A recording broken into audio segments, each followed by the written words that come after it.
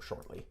The main thing that we want to get out of this is that these controls can be used, and you know, like the exact amount of fall off is like, oh, we can figure out what that needs to be. It may not be exactly what we want, but these can be used to tweak the shape, right? You know, an animator could come in and be like, no, I really want to, now I'm selecting the wrong thing. I really want to like have this pressed in here, and they have a way of doing that. And that's what those controls are for. They do need a little refinement.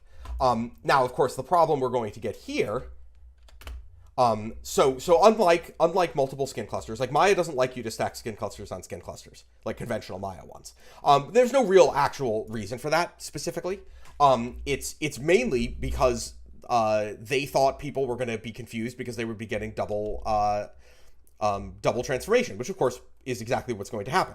So if I do this, well, actually, if I do this, nothing happens because I haven't actually constrained any of these yet. I kind of forgot that part. Let me do that first. So I am going to actually, we want these to follow along with the surface. And the easiest way to do that is going to be to use the contour deform field constraint. The deform field constraint is basically something that pushes transforms around as if they were actually deforming aspects of the mesh. So the same way that it deforms a surface, it would deform, quote unquote, the transform. And it's because and it's worth noting that the deform field constraint is actually, in some ways, it's kind of the soul of rig tools. I mean, yeah, actually, the splines kind of are, but the constraint, we knew it was important when we wrote the constraint. We knew we'd have to have this constraint, but it's always been a little bit of a surprise to me just how central it is to working with contour. The constraint allows you to do a lot of things. Right, and it allows you to do a lot of things relatively easily that otherwise would require like Doritos. Like, I don't know if people have heard that term, but that's like when you make a polygon and you deform the polygon, and it exists only to have a follicle on it so that you can put a transform on it. And like Doritos are like a huge pain and add a lot of complexity to your rig, and it's very nice to have something that will just push the transform around by the deform field, just like the mesh is, and not have to worry about any of that stuff.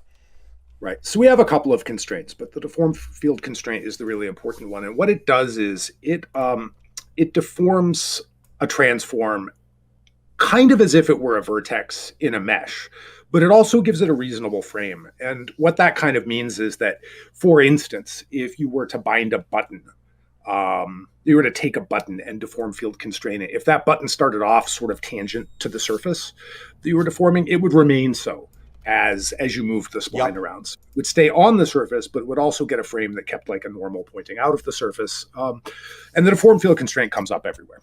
Right. And so in this case, this is double transforming now, just so we can see, I mean, we're going to fix that in a second, but just so we can see this transform moving as it should, I'm going to turn off the skin cluster so that the double transformation doesn't happen. And now you can see, yeah, this thing's moving around with the surface just as if it were being deformed. Now, part of the thing here is if we had to do this manually for all of those would be a huge pain. So I'm going to write a little script to do it. I'm just going to like first be like, I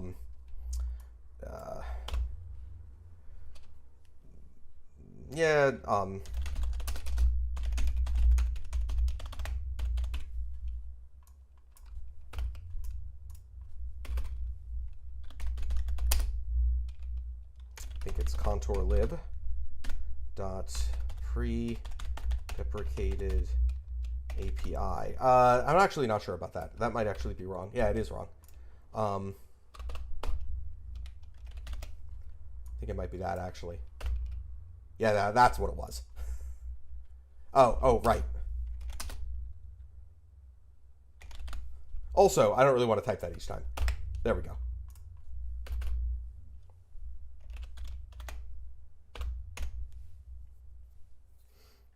I think it's create deform field constraint. Yeah, let me look this up.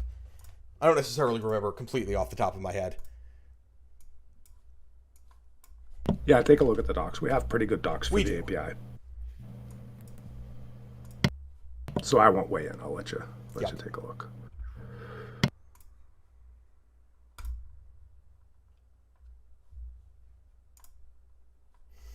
Right. The one we want is create deform field constraint. I was right about that. That is actually exactly what it is.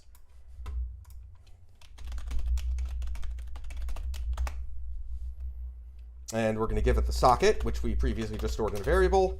And then we're going to say